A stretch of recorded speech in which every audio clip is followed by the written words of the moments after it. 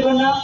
তারা তার মোবাইল এবং ক্যামেরাটি ছিনিয়ে নেওয়ার সময় বারবার চেষ্টা করছি, ভাই এগুলো ফেরত দেন, ক্যামেরাগুলো ফেরত দিয়ে দেন, ডিভাইসগুলো ফেরত দেন, মাইক্রোফোনটি ফেরত দিয়ে দেন। তারা অমুক বাসায় সাংবাদিকদের গালিগালাজ করে।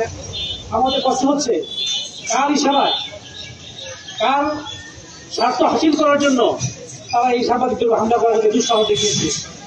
আমরা আহ্বান জানাবো শাহ জিয়াদুর রহমান সাহেবকে, যিনি একসময় গাজীপুর জেলা বিএনপির সাধারণ সম্পাদক ছিলেন, তিনি এখন যুগ্ম আহ্বায়ক জেলা কমিটি।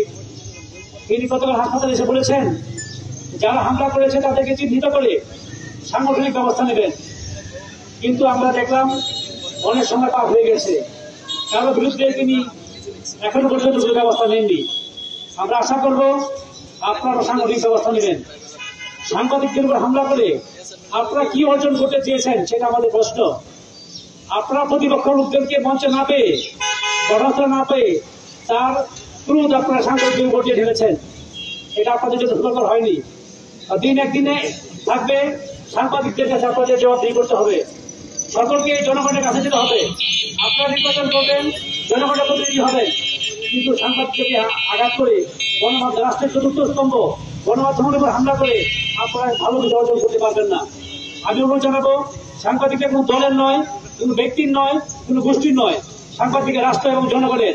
তাই রাষ্ট্র এবং জনগণের এই চতুর্থ স্তম্ভকে রক্ষা করার জন্য আমি আইন শৃঙ্খলা বাহিনীর প্রতি অনুরোধ জানাবো, আপনারা সাংবাদিকদের নিরাপত্তা দিন। গতকালকে সাভারে সাংবাদিককে নির্যাতন করা হয়েছে 71 মিনিট। এর আগে গাজীপুরে আমাদের গাজীপুর বি কমিটির ক্রিয়া সম্পাদক আব্দুল গাফারের উপর হামলা করেছে বিএনপি নেতাকর্মীরা। এতে কি বোঝা যাচ্ছে? সমস্ত খুব বিএনপির সমস্ত খুব যে একটা সাংবাদিকের উপরে ছাড়তে চাচ্ছেন আপনারা। আমরা নেকটার জন্য কিছু হামলার চিন্তা জানাচ্ছি, অবিলম্বে দোষীদের গ্রেপ্তার দাবি জানাচ্ছি। অন্যথায় আমরা সারা জেলাব্যাপী আমাদের সর্বাত্মক আন্দোলনের কর্মসূচি দিব। সকলকে ধন্যবাদ জানিয়ে আমি